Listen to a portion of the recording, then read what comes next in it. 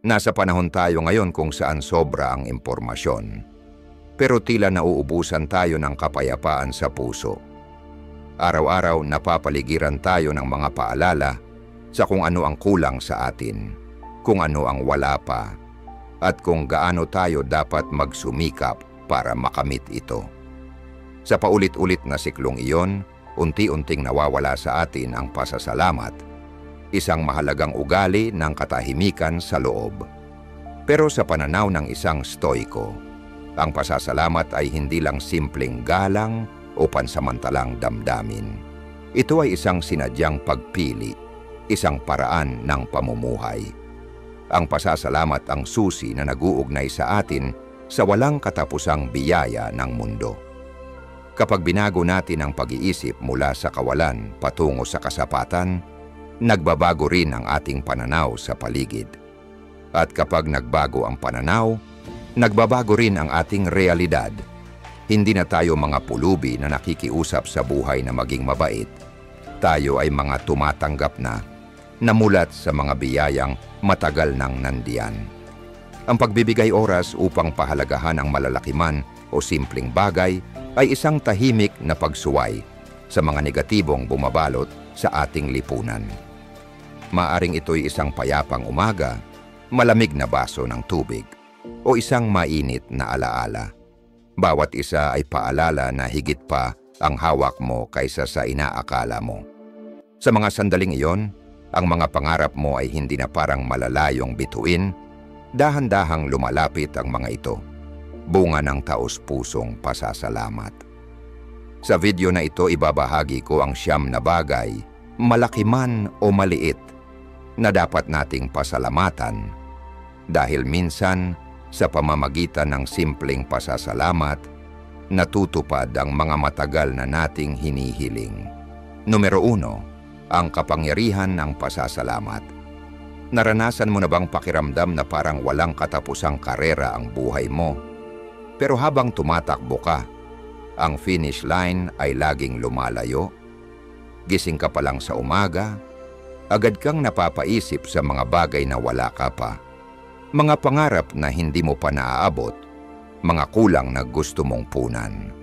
Kung ganito ang nararamdaman mo, baka panahon na para huminto sandali, huminga ng malalim, at bumalik sa isang simpleng bagay na tila maliit lang, pero may lakas na baguhin ang buong takbo ng buhay mo, ang pasasalamat.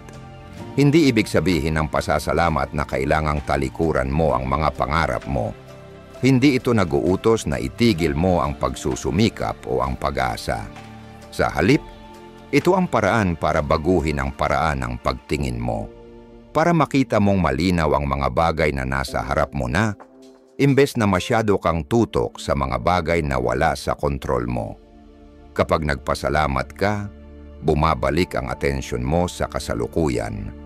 Hindi ka na hinihimok ng kawalan, kundi pinapakain ng pakiramdam na sapat na ang meron ka. At mula sa damdaming yan, may tahimik pero malalim na pagbabago ang nagsisimulang mangyari. Kapag tunay mong napapahalagahan ang mga meron ka, isang tunay na kaibigan, bubong, sa ibabaw ng ulo mo, isang maaraw na hapon, mararamdaman mong mas malalim ang koneksyon mo sa mundong ginagalawan mo. Hindi ka na isang estranghero sa isang mundo na walang pakialam, ikaw ay bahagi nito. At ang pakiramdam ng pagiging kabilang ay nagsisilbing matibay na pundasyon para maisabuhay mo ang mga birtud tulad ng katapatan, pagtitiis, malasakit at tapang. Panghawakan mo ang sarili mo, kumilos ng may dahilan at harapin ang realidad ng may kalmadong puso. Si Marcus Aurelius, ang dakilang pilosopo-hari ng Roma, ay sinimula ng kanyang Meditations, ang klasikong akda ng mga Stoiko. Hindi sa mga reklamo o utos, kundi sa isang bagay na hindi inaasahan. Isang talaan ng mga bagay na kanyang pinasasalamatan. Sa gitna ng digmaan, paghihimagsik at salot, hindi siya nagsimula sa kawalan ng pag-asa, kundi sa pagpapahalaga sa kanyang mga magulang, guro, kaibigan, at mga sundalong kasama niya. Naiintindihan niya na tanging kapag ang kaluluwa ay nakatali sa pasasalamat, matatag ang isang tao sa gitna ng bagyo. Hindi mo kailangang maging emperador para magsanay ng pasasalamat. Kailangan mo lang huminto, tumingin ng mabuti sa buhay mo. Ang mga meron ka ngayon ay maaring noon ay mga bagay na matagal mong pinangarap. Pasalamatan mo ito. Pasalamatan mo ang sarili mo sa pag-abot hanggang dito. At mula sa pundasyong iyon, magpatuloy kang lumakad. Hindi na hinahabol ang mga bagay na hindi mo pa naaabot. Kapag nagpasalamat ka, hindi lang basta naglalabas ka ng positibong enerhiya na nararamdaman ng universo. Lumilikha ka rin ng perpektong kapaligiran sa loob mo para lumago ang mga magagandang bagay. Kumilos ka mula sa kalinawan at kasapatan, hindi sa takot. Gumawa ng mga desisyon na malinaw ang isip, hindi ginagapos ng pansamantalang hangarin. At kapag ganito ang pamumuhay mo, ang mga bagay na tunay mong kailangan ay kusang lalapit sa iyo. Hindi dahil hinahabol mo sila, kundi dahil handa ka nang tanggapin. Magsimula ka na ngayon. Ipikit ang mga mata. Huminga ng malalim. Isipin ang 3 bagay na pinakapasalamatan mo sa araw na ito. Damhin mo ang mga iyon. Pakinggan, tingnan, hawakan gamit ang lahat ng pandama mo. Iyan ang unang regalo na ibinibigay mo sa sarili mo. At ito rin ang unang hakbang tungo sa isang buhay kung saan hindi ka na patuloy na naghahabol. Dahil ang lahat ng mahalaga ay unti-unting dumarating na sa iyo. Numero 2, magtakda ng mabuting layunin. Isang beses sinabi ni James Clear, ang sikat na may akda ng Atomic Habits, na hindi ang pagbebenta ng milyon-milyong kopya ng libro ang tunay niyang layunin. Ang tanging hangarin niya araw-araw ay makapagsulat ng 2 magandang pahina. Hindi siya nagtakda ng malalaking inaasahan na mahirap abutin. Sa halip, inilaan niya ang lahat ng lakas sa isang bagay na kontrolado niya, ang kanyang mga ginagawa ngayon. At sa pagtitiyagang iyon, hindi sa ambisyon, nakamit niya ang pambihirang tagumpay. Bagamat tila modernong ideya ito, sa totoo lang, sumasalamin ito sa puso ng Stoicism. Sa panahon ngayon, marami ang nagtatalaga ng layunin para maakit ang mga bagay o para hilahin ang universo sa kanilang panig. Ngunit ang mga Stoiko, nagtatalaga ng layunin para lamang mamuhay ng tama, ayon sa makatuwirang kaayusan ng mundo. Hindi sila nagsasabing, darating sa iyo ang lahat ng gusto mo. Sa halip, tinatanong nila, paano ako mabubuhay ngayon ng karapat-dapat, handang tanggapin kung dumating man o manatiling payapa kung hindi? Hindi tulad ng mga karaniwang layunin tulad ng makakakuha ako ng pangarap na trabaho o magiging bilyonaryo ako. Nagtatanong ang Stoiko ng ibang bagay. Maaari ba akong maging mas matiisin? Kaya ko bang kumilos ng may katapatan kahit walang nakakakita? Kaya ko bang tumindig ng matatag kahit gumalaw ang lahat sa paligid ko? Ang bawat layunin ay nakasentro sa panloob na pagkatao dahil alam nila na ito ang tanging bagay na hindi manakaw sa iyo ng kahit sino, pati na ang kapalaran. Kapag nagtatalaga ka ng tamang layunin, hindi para makuha ang isang bagay, kundi para maging isang tao, hindi ka na basta pasibong dumadaan lang sa buhay. Hindi mo kailangang kontrolin ang enerhiya ng universo. Kasama mo ito sa paglakad mo. Ang logos, ang makatuwirang puwersa na nag-uugnay sa mundo, ay gumagalaw kahit na hilingin mo ito o hindi. At kapag nakaayon ka rito, hindi mo na kailangang ipilit ang resulta. Darating ang mga resulta o hindi, pero mananatili kang matatag, malaya sa pag-usad. Kaya palitan mo ang tanong na, paano ko makukuha ang gusto ko? Sa paano ako dapat mamuhay ngayon upang maging karapat-dapat dito o lampasan pa ito? Hindi para pagbigyan ng universo, kundi para maging totoo sa sarili. Mukhang malabo? Sa totoo lang, ang pagtatakda ng mga layunin na gaya ng sa Stoiko ay hindi ganun kahirap intindihin. Ito ang pundasyon ng bawat matibay na ugali at bawat pangmatagalang pagbabago. Kapag hindi ka na hinahatak ng taas ng pag-asa o bagsak ng pagkadismaya, nagsisimula kang kumilos ayon sa prinsipyo, hindi sa inaasahang resulta. At dito ka nagiging malakas, malaya, at mapagkakatiwalaan sa mata ng iba at lalo na sa sarili mo. Ngayon na nauunawaan mo kung gaano kahalaga ang tamang layunin, baka nagtatanong ka, saan ako magsisimula? Simple lang ang sagot, pero hindi madali. Magsimula ka sa pasasalamat. Hindi yung formal o pilit na pasasalamat, kundi ang tunay at araw-araw na pagkilala sa mga biyaya mo. Pamilyar ba? Magugulat ka sa tunay nitong lakas kapag pinagsama sa pilosopiyang Stoiko. Tuklasin natin ito sa susunod na bahagi, kung saan matututunan natin ang sining ng pananatiling kalmado sa isang mundong palaging humihingi pa. Numero 3, mag-practice ng pasasalamat araw-araw. Naranasan mo na bang magising na pakiramdam mo ay kulang lahat? Kulang sa oras, kulang sa pera, kulang sa gana, pati na ang paniniwala na matutupad nga ba ang mga pangarap mo. Kung oo, hindi ka nag-iisa. Pero may iba pang daan, isang simpleng paraan na madalas nating nakakalimutan, ang pasasalamat. Ang pasasalamat ay hindi lang basta magalang na kilos. Ito ay isang paraan ng pamumuhay. At pwede mo itong simulan ngayon sa isang simpleng gawain. Tuwing umaga, isulat mo ang 3 bagay na pinasasalamatan mo. Pwedeng ito ay ang mahimbing mong tulog kagabi, isang malasakit na mensahe mula sa isang tao, o kahit ang sikat ng araw na pumapasok sa bintana mo. Si Arianna Huffington, tagapagtatag ng The Huffington Post, ay nagsabi na sinisimulan niya ang bawat araw sa pagsulat ng 3 bagay na kanyang pinasasalamatan. Minsan ang isang maisusulat lang niya ay, "Buhay pa ako." Pero doon nagsisimula sa kung ano ang meron na. Mula sa mga biyayang ito, binubuo natin ang positibong estado para tanggapin pa ang marami pang mabuti. Sabi ni Marcus Aurelius, maliit lang ang kailangan para maging masaya ang buhay. Nasa loob mo yan sa paraan ng pag-iisip mo. Hindi lang ito sumasalamin sa diwa ng Stoicism, kundi ito rin ang pundasyon ng pagsasanay sa pasasalamat.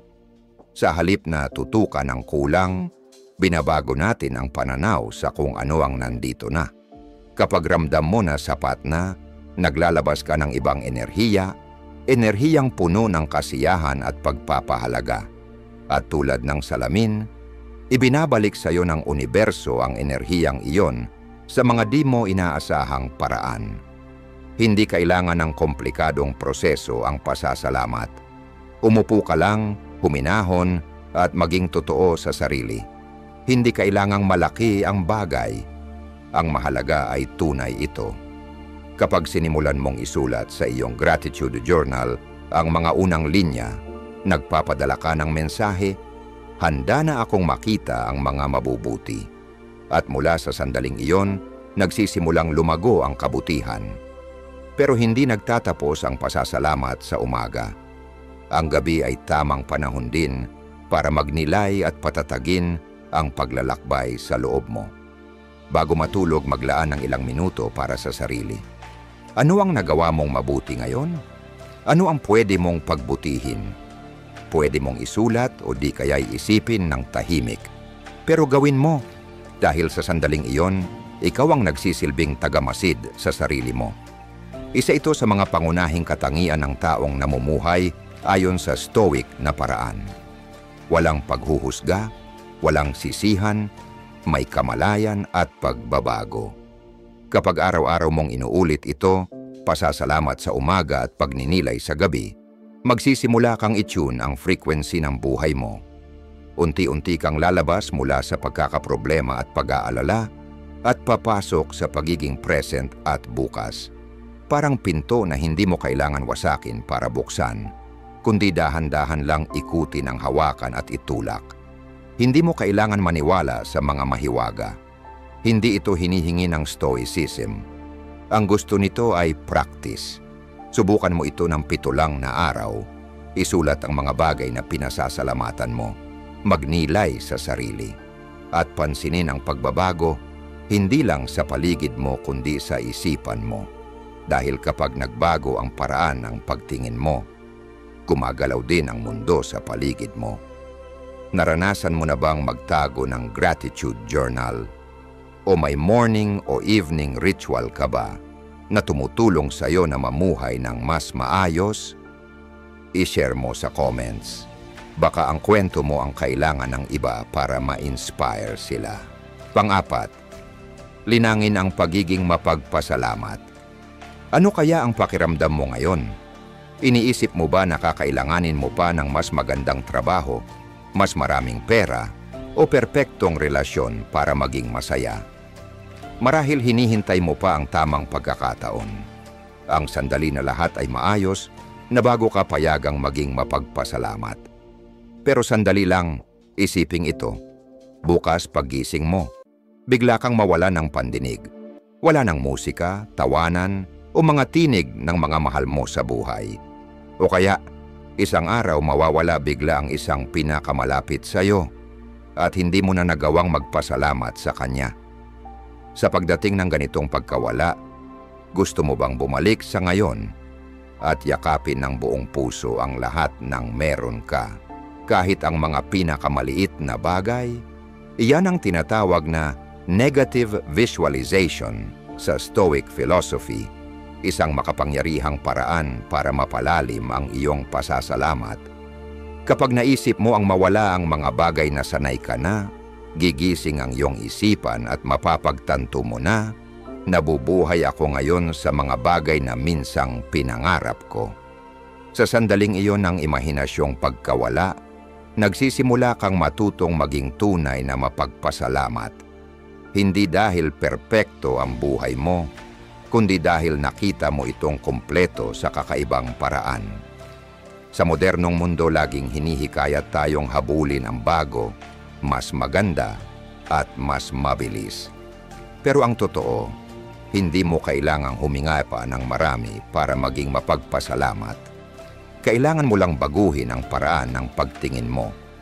Hindi sinasabi ng Stoic philosophy na dapat balewalain mo ang paghihirap. Hinaharap mo ito ng diretsyo, parang pagsasanay ng iyong isip para tumibay, maging matiisin, at mag-mature. Tinawag ito ng mga Stoic na amor fati, ang mahalin ang iyong tadhana, hindi dahil perpekto ang lahat, kundi dahil may dahilan ang bawat pangyayari. Kapag nagsimula kang tingnan ang pagkabigo bilang bahagi ng plano ng universe para sa iyo, titigil ka sa pagsisisi at magsisimulang pahalagahan ang bawat pagkakadapa bilang hakbang patungo sa pagiging mas malakas. Kaya mo bang maging mapagpasalamat kahit sa kalungkutan?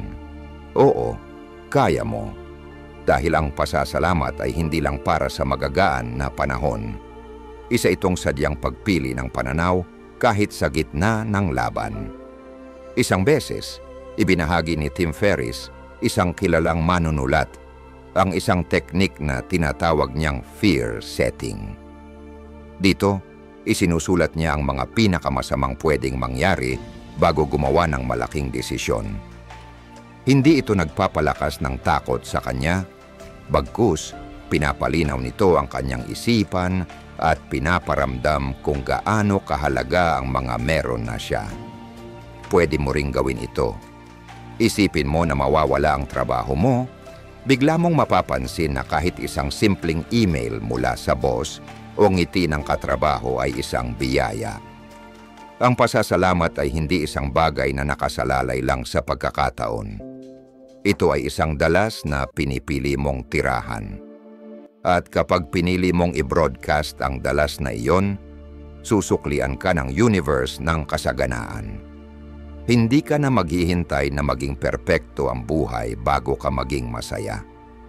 Hihinga ka ng malalim na may pasasalamat At iyan lang ang kailangan para dumaloy ang mga bagay na tama para sa'yo nang walang pilitan. Walang pagmamadali, walang kompetisyon. Dumadating ang kailangan mo dahil handa ka na sa loob. At kung binabasa mo ito ngayon, kung mayroon ka pang mata upang makita, tenga upang makarinig, at isip upang mag-isip, napakarami mo nang dapat pasalamatan. Kaya huminto sandali, huminga ng malalim, at sabihin sa sarili mo, salamat. Hindi dahil perpekto ang lahat, kundi dahil nandito ka pa, patuloy na lumalakad sa iyong landas. Handa ka na bang mabuhay na para bang lahat ng gusto mo ay papunta na sa iyo? Magsimula sa pasasalamat. Simulan mo na ngayon. 5, mamuhay ng may pagkakaisa sa kalikasan. Ang mamuhay ng ayon sa kalikasan ay hindi tungkol sa pagkontrol sa lahat, kundi ito ay tungkol sa pag-alam kung kailan kailangang bumitaw. Sa Stoic philosophy, ang pamumuhay ng kaayon ng kalikasan ay hindi nangangahulugang maglayas sa mundo o tuluyang umiwas sa modernong pamumuhay. Sa halip, ito ay pagbabalik sa natural na daloy ng universo, kung saan ang bawat isa ay bahagi ng agos, hindi hiwalay at hindi pilit. Hindi lahat ng bagay ay kaya mong kontrolin. Hindi lahat ng tao ay makakaintindi sa'yo. Hindi lahat ng pagsisikap ay aanihin agad sa gusto mong panahon. Pero sa gitna ng lahat ng kawalang katiyakan na yan, may isang maliit na bagay ka pa ring hawak, ang iyong reaksyon. Ikaw ang pumipili ng mga salitang ilalabas mo. Ikaw ang nagdidikta kung paano haharapin ang mga pagsubok. Iyan ang tunay mong lakas, ang matibay na lupa sa ilalim ng iyong mga paa kapag nagsisimula ng bumangon ang malalakas na alon ng buhay. Ang pagsasanay ng pagkakaisa sa kalikasan ay nagsisimula sa isang tila simpleng bagay, ang pagmamasid sa sarili sa kasalukuyang sandali. Kapag sumiklab ang galit, huminto ka at pagmasdan ito, hindi hinuhusgahan, hindi tinataboy. Kapag dumating ang kalungkutan, huminga ka ng malalim kasama nito at unawain na ang mga emosyon ay parang mga ulap na dadaan lang. Hindi ito ang pagkakakilanlan mo. Itinuro ni Marshall Linehan, isang kilalang psychotherapist, sa kanyang mga pasyente na bantayan ang kanilang paghinga bilang paraan para makalayo sa mga negatibong palaisipan ng isip. Hindi ito pag-iwas. Ito ang paraan para mabawi mo ang kontrol sa iyong panloob na mundo bago tuluyang maagaw ng iyong mga iniisip. Hindi sinasabi ng Stoicism na palaging maging positibo o laging malakas. Paalala lang ito na may bahagi sa iyo na nananatiling kalmado kahit gaano man kabagabag ang buhay. At kapag tahimik ka ng sapat, maririnig mo ang tinig na iyan, ang katahimikan, ang katwiran. Diyan nagsisimula ang tunay na lakas. Ang pamumuhay ng ayon sa kalikasan ay hindi pagsuko. Ito ay malalim na pagtanggap. Hindi mo kayang pilitin ang lahat na maging ayon sa gusto mo, pero palagi mong mapipili kung paano mo sasagutin ang mga pangyayari. Kapag nakaramdam ka ng pasasalamat sa kasalukuyan, lumalayo ka na mula sa walang katapusang pagkadismaya, iyong klase ng damdamin na nagtutulak sa tao na habulin ang wala pa siya at balewalain ang meron na. Dumarating ang pagkakaisa kapag pinakawalan mo na ang pagtutol. Kapag tumigil ka sa pakikipagbuno sa mga dapat sana, kung kaya lang at bakit ako. Titigil ka ng pilitin ang panahon, ang ibang tao, o ang kinalabasan ng mga bagay. Ang natitira na lang ay ikaw, humihinga ng malalim papasok at palabas, at ayos ka lang. At kapag araw-araw mo itong ginagawa, kahit ilang minuto lang, mararamdaman mo ang pagbabago ng dahan-dahan. Walang drama, pero hindi matatawaran. Parang isang lawa na unti-unting humihinto ang alon hanggang sa makita mo ang malinaw na refleksyon mo sa tubig. Salamat sa pagtuloy mo hanggang dito. Sa kalagitnaan ng ating paglalakbay, isang karangalan ang makasama ka sa bawat pag-iisip at bawat hinga ng pilosopiyang ito sa buhay. Malaking tulong ang iyong pakikilahok para maipakalat pa ang mensaheng ito. At sama-sama nating mababago ang mundo, isang ngiti sa isang pagkakataon. At teka, papunta ka na bang umalis? Hindi pwede yan. Malaking pagkakamali yan. Ang susunod na bahagi ay mas kahanga-hanga pa. Maniwala ka, gusto mong manatili dahil papunta tayo sa pinakamaganda. Hindi mo aakalain ang mga susunod na matututunan mo. Mga bagay na talagang makakabago sa daloy ng buhay mo. Kaya magtiyaga ka lang. Lalampas tayo sa bagong antas ng pag-unawa. Pang-anim, gawing nakagawian ang filosofiya. Si Ryan Holiday, ang may akda ng The Daily Stoic, ay minsang nagkwento na tuwing umaga bago siya magsulat, nakapaskil sa harap niya ang isang linya, ang hadlang ang daan. Ang kakaiba kay Ryan ay hindi lang basta alam niya ang mga aral ng Stoic philosophy. Buhay niya ito araw-araw. Ginawang bahagi ng kanyang buhay ang mga ito, parang hilig na hindi na maihiwalay sa kanya. Ang pamumuhay ayon sa Stoicism ay hindi lang basta pagbabasa ng mga sikat na linya o panonood ng mga nakaka-inspire na videos. Ito ay proseso, isang araw-araw na pagsasanay na pinaghuhugutan ng bawat hakbang. Isa sa pinakamadaling gawin pero napakalakas na hakbang ay ang pagiging mapagpasalamat at mabait. Kapag nagpasalamat ka kahit sa pinakamaliit na tulong o nagpadala ng simpleng bati, hindi lang iyon kagandahang asal. Iyon ay practice ng kagandahang loob. Sa Stoicism, tinatawag itong katarungan at kabutihan. Ipinapakita mo ang pagiging tunay na makatuwirang tao.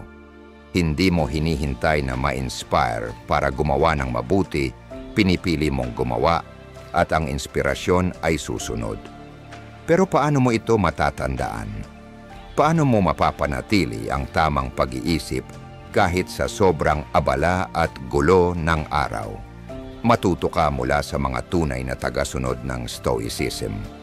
Gawin mong paalala ang mga salita na parang babala. Sa halip na maglagay ng vision board na puno ng mga mamahaling kotse at malalaking bahay, idikit mo sa tabi ng kama o salamin mo ang mga salita ni Marcus Aurelius o Epictetus. Hindi ito dekorasyon. Ito ay gabay. Paalala ito na huwag sayangin ang oras at huwag habulin ang mga bagay na hindi mo kontrolado. Itinuturo nito ang landas ng layunin, focus at katatagan sa gitna ng ingay ng mundo. Katulad ng isang atleta na nagpapanatili ng galing sa araw-araw na pagsasanay, ang isang stoic ay pinananatili ang lakas ng isip sa pamamagitan ng umaga at gabi niyang mga ritual. Sa umaga maglaan ng ilang minuto para ipikit ang mga mata, huminga ng malalim, at itanong sa sarili, sino kaya ang makakasalamuha ko ngayon? Paano ko haharapin ang mga bagay na hindi aayon sa gusto ko? Ito ang mental na paghahanda para sa mga laban ng araw. Sa gabi naman, imbes na mag-scroll sa phone, buksan ang journal at pagnilayan, nabuhay ba ako ng may katwiran ngayon? May mga bagay ba akong dapat iwasan bukas? Ang mga maiikling sulatin na ito ang pundasyon ng disiplina. Walang nagiging kalmado at matatag ng basta-basta lang. Patuloy ang pagsasanay. Hindi mo kailangang basahin ang napakaraming libro tungkol sa filosofiya. Sapat na ang isang taos-pusong salamat, isang maliit na gawa ng kabutihan, o isang maliit na papel na may tamang salita sa tamang panahon.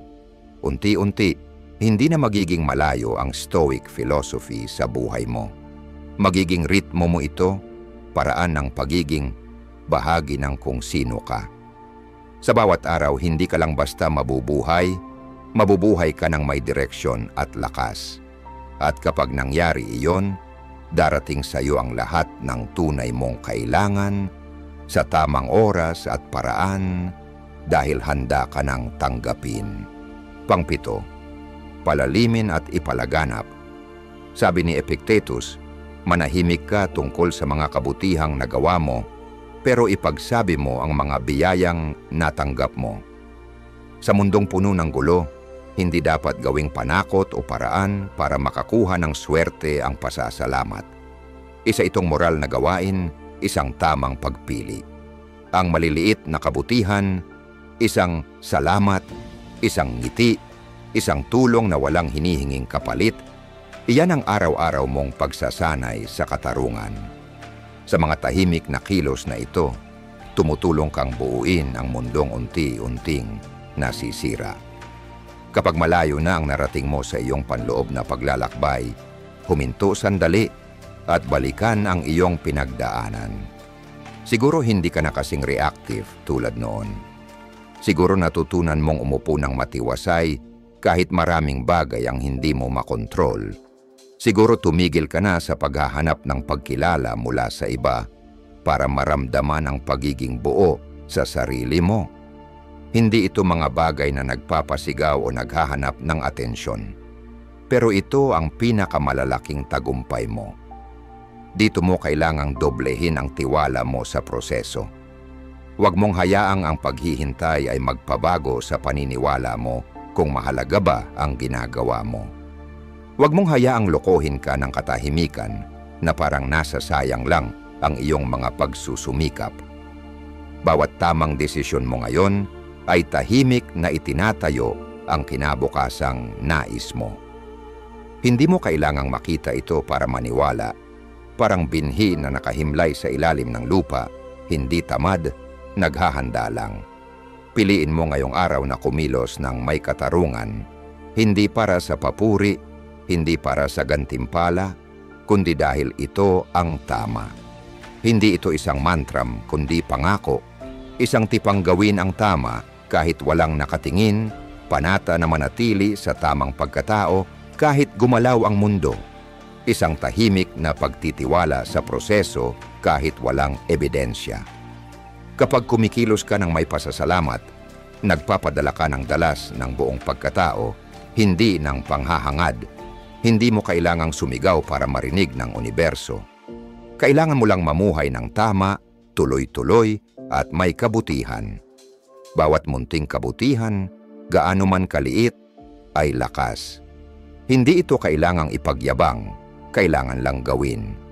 Kapag nagpasalamat ka sa isang karaniwang araw, kapag tumulong ka ng walang inaasahan, kapag pinatawad mo ang maliit na pagkakamali ng iba, dahil alam mong lahat ay may pinagdadaanan, doon nagsisimula ang pasasalamat na maging pagkilos. Lumagpas ka na sa pag-iisip lang ng gusto mo. Ngayon, namumuhay ka na para tila sapat na ang meron ka.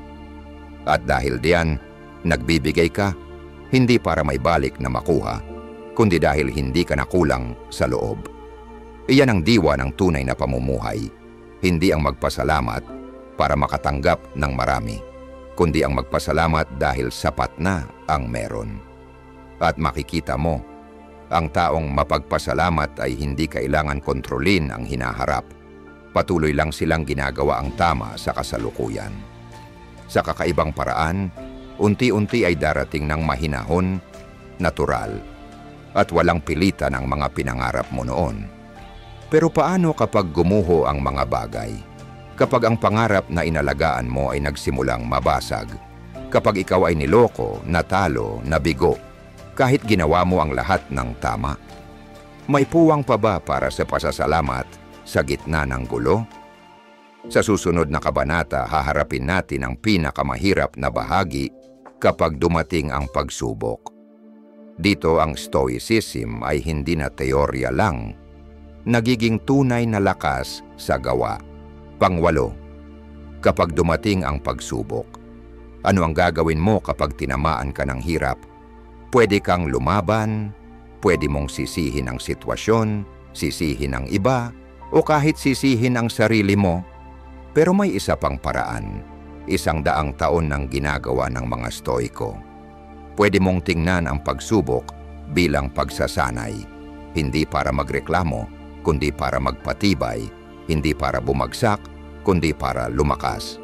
Huminto ka sandali, huminga ng malalim ng 6 na segundo at itanong sa sarili, anong birtud ang binibigay sa akin ng pagkakataong ito na hasain? Tapang ba? Pasensya? Kababaang loob? O kalmadong pagharap sa gitna ng kaguluhan? May mga bagay na hindi natin makontrol at kailangang tanggapin ito ng may dangal. Pero may dagdag bang pananalig? May dahilan ang lahat ng nangyayari. Hindi aksidente na haharapin mo ang pagsubok na ito. Hindi pagkakataon lang na napunta ka sa ibang landas. Baka ito ang paraan ng Diyos para hubugin ka. Parang apoy na sumusubok sa ginto, ganun din ang hirap na sumusubok sa puso. Si Simone Biles, ang pinakamagaling na gymnast sa buong mundo, hindi lang katawan ang pinapanday, pati isip. Araw-araw sa kanyang journal, sinusulat niya, "Ngayon tututok ako sa tapang at disiplina." Hindi niya sinusulat ang tungkol sa medalya o kalaban. Ang pinagtutuunan niya ay ang mga birtud na tinutulungan siyang patatagin ng pagsubok. At ito ang dahilan kung bakit nakakaraos siya sa mga sandaling karamihan ay sumusuko na. Hindi palaging komportable ang ibinibigay ng Diyos, pero palagi siyang nagbibigay ng kailangan mo. Kapag may pumasara na pintuan, hindi iyon pagtanggi, pagbabago lang ng direksyon. Kapag may lumayo sa'yo, baka panahon na para matutong tumayo ng mag-isa. At kapag bumagsak ka sa luha, baka doon mo matuklasan kung saan talaga nanggagaling ang tunay na lakas. At matutunan mo yan sa pamamagitan ng pasasalamat. Hindi lang para sa mga magagandang bagay ang pasasalamat. Ang tunay na pasasalamat ay ang maging thankful kahit sa mga hindi komportable, sa mga abala, sa mga taong sumusubok sa iyo. Dahil sa kanila, nagkakaroon ka ng pagkakataong isabuhay ang stoicism, hindi lang basahin. At dahil sa kanila, masasabi mo sa Diyos, hindi ko ito maintindihan ngayon, pero nagtitiwala akong ginagawa mo ang pinakamabuti para sa akin. Ang silid na kinaroroonan mo, ang tahanan mo, ang mga mahal sa buhay na nakikita mo pa. Maliit man ang mga ito, sapat na iyan. Hindi kailanman nangako ang Diyos ng buhay na walang sakit, pero ipinangako niya na sa bawat sitwasyon, hindi ka niya iiwan. Palagi kang gagabayan basta handa kang makinig. At kapag nagpapasalamat ka kahit sa dilim, natutunaw ang takot dahil naiintindihan mong bahagi ito ng mas malaking plano ng Diyos para sa iyo. Hindi katapusan ang pagsubok. Ito ay paanyaya. Paanyaya para lumago. Paanyaya para mamuhay ng naaayon sa pinakamalalim mong mga pagpapahalaga. At sa tuwing pipiliin mong maging mulat, sa halip na magpadala sa emosyon, nagpapadala ka ng mensahe sa universo at sa Diyos, handa na ako. At kapag totoong handa ka na, darating sa iyo ang lahat ng kailangan mo. Hindi lang yung gusto mo. Hindi dahil pinilit mo, kundi dahil naging tao ka na handang tanggapin ang biyayang iyon. Pangsyam, tuloy lang. May 2 prinsipyo sa Stoicism na kapag naintindihan mo ng husto, titigil ang takot mo sa mga bagay na hindi pa nangyayari. Amor fati at memento mori. Ang amor fati ay ang pagmamahal sa sariling kapalaran, pagtanggap sa lahat ng dumarating, maganda man o mahirap. Ang memento mori naman ay paalala na malapit na palaging kamatayan, kaya bawat sandali ay regalo. Kapag dala mo ang 2 kaisipang ito, maiintindihan mong hindi lahat ng inaasahan mo ay darating sa tamang oras, pero darating ang mga dapat dumating. Magkakaroon ka ng lakas para magpatuloy kahit hindi pa dumarating ang inaasam. Naranasan mo na bang maubos ang pasensya sa paghihintay ng pagkakataon, relasyon o resulta pagkatapos ng mahabang pagsisikap? Naniniwala kang kapag pinilit mo lang ng todo, lalabas lahat ayon sa plano mo. Pero hindi ganoon ang takbo ng buhay.